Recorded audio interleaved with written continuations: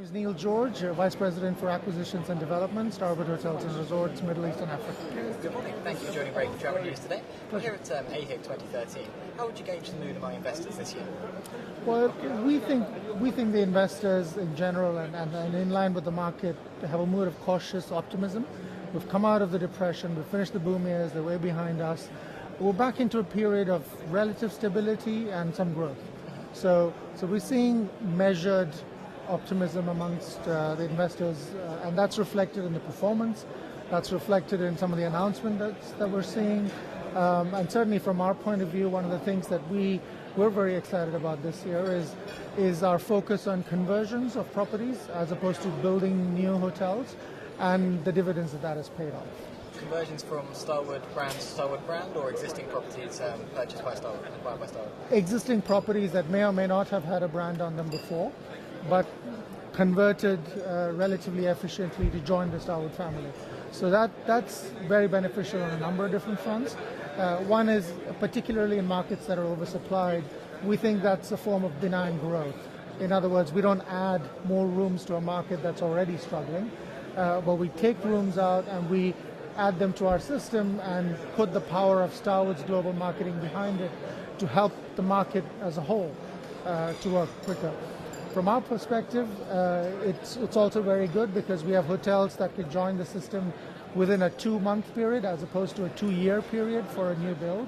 So that's great. From an owner's perspective, they see instant results. So all round, we think it's a very, very good thing to see.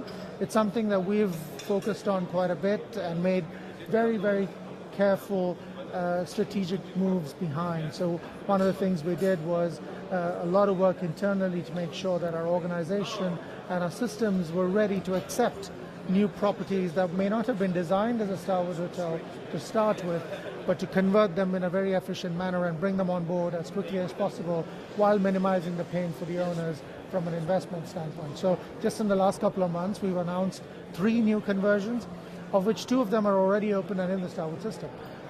We'll announce another couple during the course of this year. So it's a very focused strategy that we're beginning to see the results of now. Okay. Starwood itself, Starwood Worldwide, moved its HQ to Dubai for a month earlier this year. Does that reflect the importance of the Middle East region to the company? It absolutely does. So as you pointed out, our CEO and our global senior leadership team relocated from Stamford, Connecticut to Dubai for a whole month. And that's really reflective of their view that to run a global organization, they needed to get out and experience the markets for themselves firsthand, see what's going on, touch and feel it. In the words of our CEO, you don't really know a place till you've done your grocery shopping in that market. And he certainly doesn't think he can run a global organization from a conference room in Stamford. So this was reflective of that. And while they were here, they toured the region extensively. They met our owners. They met our customers.